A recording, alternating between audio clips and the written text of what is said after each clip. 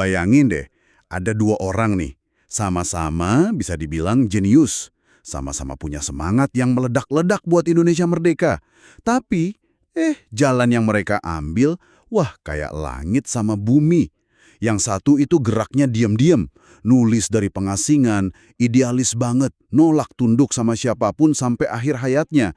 Nah, yang satu lagi, tampil gagah di panggung politik. Dia mimpin jutaan orang, bangun kekuatan gede banget pakai strategi negara yang, dingin gitu.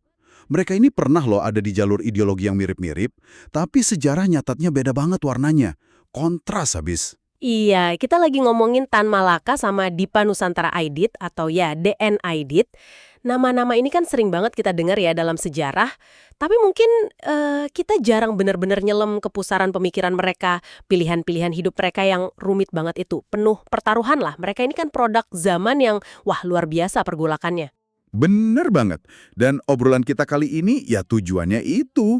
Coba ngupas lapis-lapis kisah mereka. Bukan buat ngejudge. Ya jelas bukan buat mihak. Tujuannya lebih dalam. Coba ngerti aja apa sih yang bikin semangat mereka kebakar gitu. Perjuangan kayak gimana yang mereka yakini.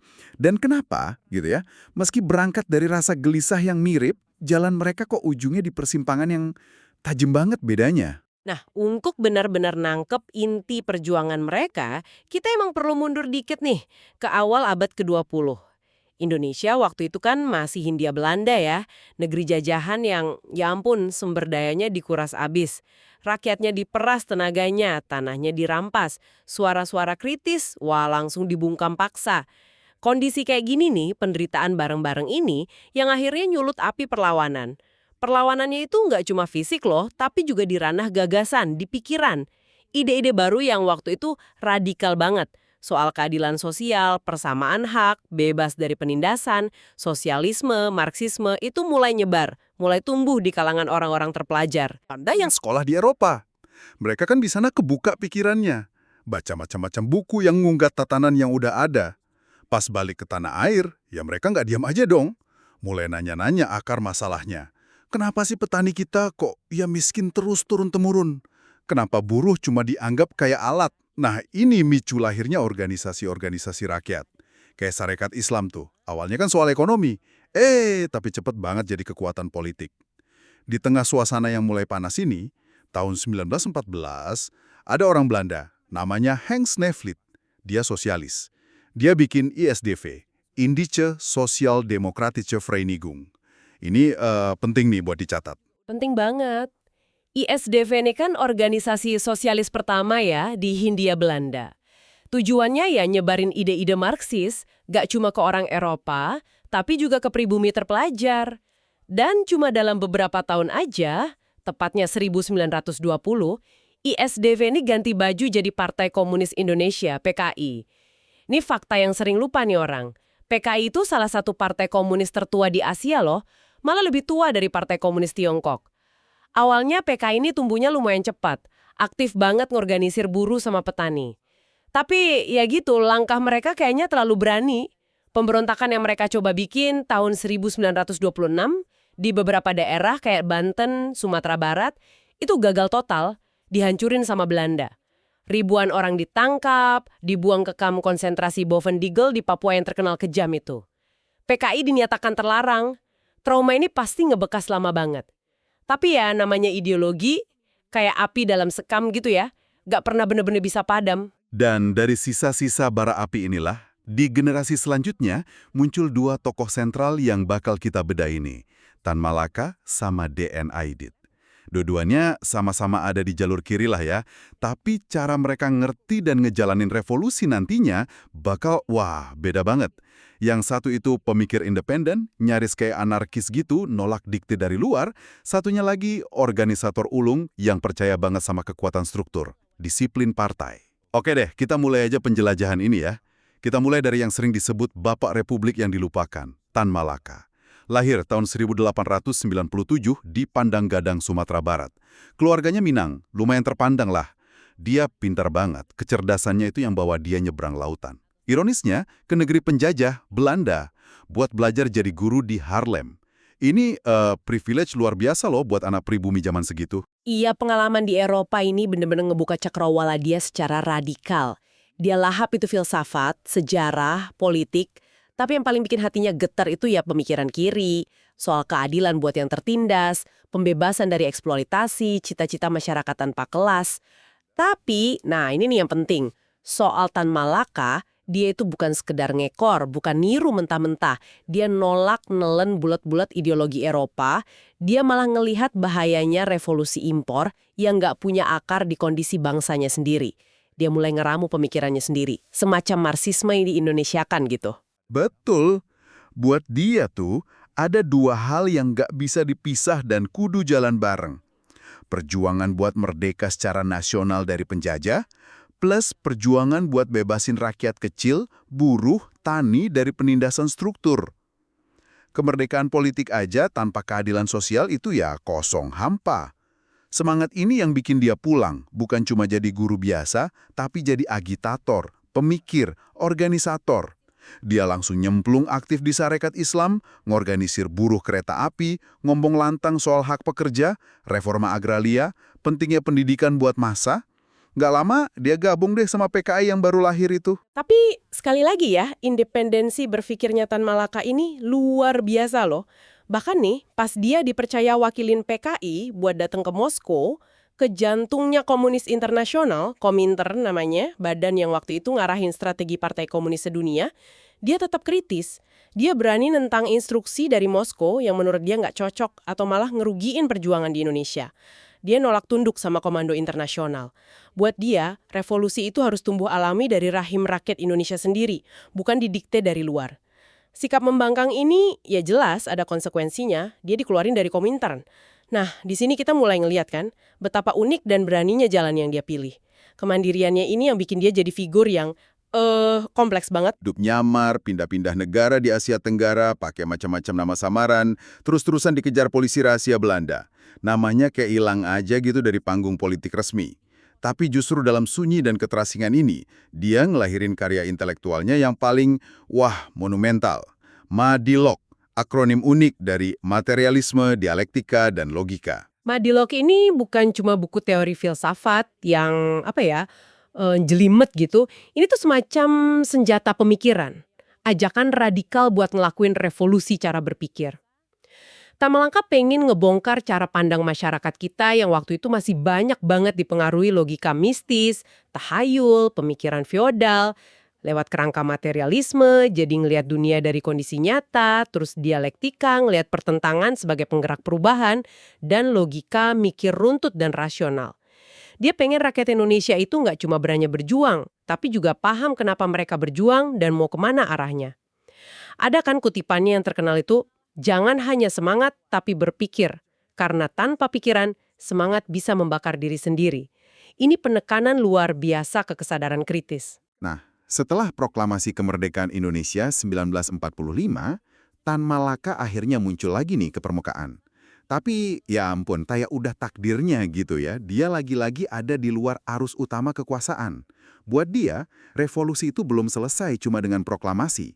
Kemerdekaan sejati itu baru kalau rakyat benar-benar berdaulat. Hidupnya layak, terdidik, punya suara, punya harga diri.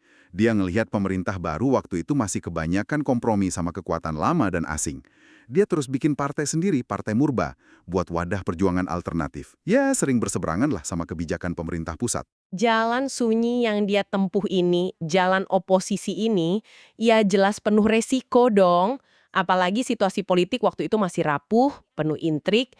Dia terus-terusan dicurigain, dianggap ancaman sama macam-macam kelompok kekuasaan, dikejar-kejar lagi, sampai akhirnya dia ditangkap sama pasukan militer Indonesia sendiri.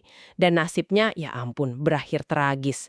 Tahun 1949, pas lagi agresi militer Belanda kedua, di desa terpencil di daerah Kediri, Jawa Timur, Tan Malaka dieksekusi mati, tanpa pengadilan.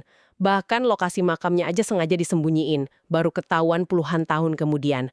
Akhir yang ironis banget buat seorang pejuang kemerdekaan. Bener-bener ironis, puluhan tahun setelah kematiannya yang diam-diam dan tragis itu, baru deh negara secara resmi ngakuin jasanya. Dianugerahi gelar pahlawan nasional. Dia gak pernah jadi pejabat tinggi, gak pernah ngerasain enaknya kekuasaan. Tapi gagasan-gagasannya soal keadilan sosial, pentingnya pendidikan kritis, kedaulatan nasional yang utuh, anti-imperialisme, itu terus relevan loh. Masih aja dibahas sampai sekarang. Seorang pemikir independen yang milih jalan sunyi, tapi warisan pemikirannya tetap nyala. Sementara Tan Malaka ngambil jalan intelektual yang sunyi dan penuh pelarian itu, di generasi berikutnya muncul tokoh kiri dengan pendekatan yang, wah, nyaris 180 derajat beda dalam bangun kekuatan. Kita sekarang pindah ke Dipa Nusantara Aidit. Lahir 1923 di Tanjung Pandan, Belitung. Dia tumbuhnya di zaman yang udah beda ya. Api nasionalisme udah lebih luas nyalanya, meskipun Indonesia masih di bawah Jepang pas dia remaja. Untungnya dia bisa sekolah lumayan tinggi di Batavia, Jakarta.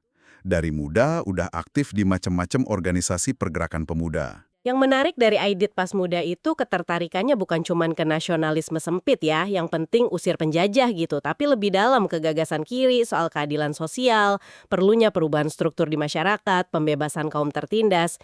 Inilah yang bawa dia gabung ke PKI yang waktu itu kondisinya masih lemah banget, tercerai-berai abis tragedi 1926, pas umurnya aja belum 20 tahun loh. Dia ngelihat ada potensi di partai ini. Dan dia nggak sendirian. Bareng teman-teman seangkatannya yang juga pinter-pinter, kayak Nyoto sama Lukman. Aidit punya visi yang jelas, ambisius banget. Bangun lagi PKI dari puing-puing. Bukan lagi jadi gerakan bawah tanah yang sporadis, konspiratif. Tapi jadi kekuatan politik modern, terbuka, legal, dan akarnya kuat di masa rakyat.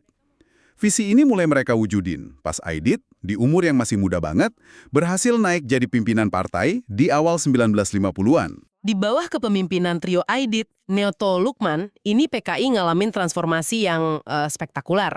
Dari partai kecil yang trauma, PKI jadi partai komunis terbesar di luar Uni Soviet sama Tiongkok. Jutaan anggota dan simpatisan. Gimana caranya?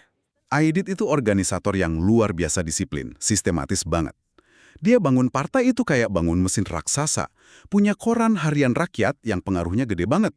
Bikin sekolah-sekolah partai buat kaderisasi ideologi, bentuk koperasi, serikat buruh SOBSI, organisasi tani, BTI, gerakan pemuda, pemuda rakyat, gerakan wanita, Gerwani. Tiap anggota dididik terstruktur biar paham garis perjuangan partai. Bela buruh tani, lawan sisa feodalisme dan imperialisme, perjuangin masyarakat sosialis. Pendekatannya yang sangat terorganisir ini kunci kebangkitan PKI. Nah, di sini nih, kita lihat perbedaan mendasar sama Tan Malaka. Kalau Tan Malaka kan, nekenin banget kemandirian ideologi, nolak campur tangan asing. Aidit justru ngelihat perlunya solidaritas, kerjasama internasional, terutama sama negara blok sosialis kayak Uni Soviet, Tiongkok. Dia pelajarin tuh secara mendalam teori Marxisme-Leninisme yang waktu itu jadi doktrin baku di dunia komunis internasional. Bahkan ngadopsi model pembangunan, strategi politik dari mereka. Iya, buat Aidit dan kawan-kawan, revolusi Indonesia itu nggak bisa jalan sendiri. Harus jadi bagian integral dari gelombang besar perjuangan anti-imperialis global yang dipimpin kaum sosialis. Strateginya pun sangat berorientasi ke politik praktis. PKI di bawah Aidit aktif ikut pemilu, dapat suara signifikan banget, jadi salah satu dari 4 partai terbesar. Langkah politiknya yang paling penting dan cerdik itu, ya dia deketin bangun aliansi strategis sama Presiden Soekarno, figur sentral yang populer banget waktu itu. Dari kedekatan inilah lahir konsep politik Nasakom yang digagas Soekarno kan, nasionalis, agama, komunis. Buat Aidit, ini bukan cuma kompromi ideologi, tapi manuver strategi yang brilian. Ini cara buat melegitimasi posisi PKI di panggung politik nasional. Nempatin PKI setara sama kekuatan nasionalis dan agama.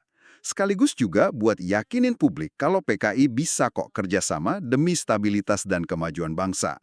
Langkah yang sangat pragmatis buat dapat pengaruh di struktur kekuasaan. Selain lihai manuver di tingkat elit ya, Aidit juga fokusnya luar biasa ke penggalangan massa di akar rumput. Dia nggak segan turun langsung ke desa-desa, dengerin keluhan petani, bentuk organisasi tani yang perjuangin reforma agraria, bikin sekolah buat kader buruh, nyebarin brosur, buku partai pakai bahasa yang gampang dimengerti rakyat. Hasilnya, jutaan rakyat kecil ngerasa kalau PKI itu partai mereka. Partai yang hadir, yang bela kepentingan mereka secara nyata. Kekuatan organisasional ini yang bikin PKI gede banget, bukan kekuatan militer awalnya. Akan tetapi, ya namanya kekuatan segede itu pasti mancing reaksi keras dong. Ketakutan dari kelompok lain, terutama dari kalangan militer Angkatan Darat sama sebagian kelompok agama yang anti-komunis. Aliansi Nasakom yang awalnya kelihatan harmonis mulai retak tuh. Polarisasi politik makin tajam, situasi jadi makin tegang, panas. Aidit sebenarnya coba mainin peran moderat buat ngeredam konflik. Tapi tekanan dari mana-mana, baik dari dalam maupun luar negeri, ini kan konteks perang dingin ya, makin nggak terkendali. Suasana udah genting banget, rasanya di mana-mana. Lalu tibalah tahun 1965. Peristiwa G30S yang penuh misteri dan kontroversi itu meletus, yang kemudian jadi alasan buat ngehancurin PKI secara sistematis. Setelah peristiwa itu, Aidit jadi salah satu orang yang paling dicari. Dia sempat coba ngumpet, pindah-pindah tempat, tapi akhirnya ketangkep juga sama militer. Nasib DN Aidit berakhir tragis di tahun yang sama, 1965. Dia dieksekusi mati tanpa pernah diadili secara resmi. Umurnya 42 tahun. Sama kayak Tan Malaka, akhir hidupnya di tengah pusaran kekerasan politik. Setelah itu, namanya, bahkan fotonya, dihapus paksa dari sejarah resmi Indonesia selama lebih dari 3 dekade. Siapa Aidit? Dia bukan cuma ketua Partai Komunis, dia itu arsitek di balik salah satu organisasi massa paling raksasa yang pernah ada di Asia Tenggara. Politisi muda yang percaya kalau perubahan sosial itu bisa dirancang, diorganisir, dijalanin lewat mesin partai yang disiplin dan modern. Oke, jadi jelas banget ya kontrasnya dua figur ini. Meskipun sama-sama kiri, cita-citanya sama, bebasin rakyat dari penindasan. Yang satu pemikir soliter, yang satu organisator massa. Coba deh kita tarik benang merah, bedanya lebih tajam lagi. Tentu. Pertama, kita lihat fokus perjuangan utama mereka. Ini sangat dipengaruhi konteks zaman mereka ya. Tan Malaka kan hidup dan mikir di era pra-kemerdekaan. Buat dia, prioritas utama ya capai kemerdekaan nasional dulu. Kemerdekaan itu kayak jembatan emas. Syarat awal sebelum bisa ngomongin revolusi sosial atau pertarungan ideologi. Pokoknya merdeka dulu, urusan lain belakangan. Sementara Aidit muncul di era pasca kemerdekaan. Fokusnya udah geser. Visinya itu bawa revolusi Indonesia ke tahap berikutnya, tahap sosialisme, dan gabungin ke perjuangan kelas pekerja global, ngelampauin batas negara bangsa. Perbedaan fokus ini nyambung banget ya sama hubungan mereka ke ideologi Marxisme itu sendiri? Tepat sekali, Tan Malaka itu pemikir bebas. Dia nyerap Marxisme, tapi nolak jadi pengikut buta. Dia ngotot kalau Marxisme harus diadaptasi, disesuaikan sama kondisi lokal Indonesia. Karena sikap independennya, ini dia jadi nakal di mata Kominter. Akhirnya dikeluarin kan? Dia lebih condong ke idealisme pemikiran, kemurnian gagasan yang akarnya lokal. Sebaliknya, Aidit itu organisator ulung yang pegang teguh doktrin Marxisme-Leninisme yang udah mapan waktu itu. Dia percaya pentingnya ngikutin arahan dan solidaritas internasional dari pusat komunisme dunia kayak Moskow sama Beijing. Buat Aidit, disiplin organisasi dan kesatuan garis ideologi itu kunci kekuatan. Dia jauh lebih pragmatis lah dalam nerapin ideologi demi tujuan politik. Terus gimana soal gaya politik mereka? Kayaknya ini juga beda banget ya. Beda banget. Tan Malaka itu tipikal figur penyendiri, kayak lone wolf gitu. Meskipun pernah aktif di Sarekat Islam, bikin partai murba, dia seringnya ya kepunggir. Bahkan sama teman seperjuangannya sendiri, susah diajak kompromi karena idealismenya tinggi banget. Dia lebih banyak gerak di ranah gagasan, nulis, pindah-pindah, berjuang diam-diam. Adit di sisi lain, wah politisi banget lah. Ahli bangun mesin partai raksasa, pinter manuver dan aliansi. Contohnya ya strategi Nasakom sama Soekarno itu. Dia berhasil bawa PKI masuk ke struktur kekuasaan secara legal dan signifikan. Dia tahu persis kapan mesti ngomong kenceng soal ideologi, kapan mesti mainin kartu politik praktis. Terakhir nih, metode perubahan yang mereka yakini. Tan Malaka dengan Madilognya, Aidit dengan organisasi massanya. Betul. Tan Malaka percaya perubahan mendasar itu mulai dari revolusi cara berpikir. Dari pemahaman kritis, kesadaran rakyat, makanya dia nulis Madilog. Pendidikan, pencerahan, itu kuncinya. Meskipun gitu, dia nggak anti perjuangan fisik loh. Buktinya dia ikut angkat senjata pas agresi militer Belanda. Sementara Aidit, metodenya ya bangun kekuatan kolektif lewat organisasi massa yang solid, disiplin. Buruh, tani, pemuda, wanita, semua diorganisir dalam wadah-wadah yang nyambung ke partai. Dia pakai parlemen, media massa, koran partai, mobilisasi aksi massa di jalanan sebagai alat perjuangan. PKI di bawah dia benar-benar kayak mesin organisasi raksasa yang gerak terkoordinasi buat rebut pengaruh politik. Jadi, apa artinya semua ini buat Anda? Kita baru aja lihat potret dua raksasa pemikiran dan gerakan dari spektrum kiri Indonesia.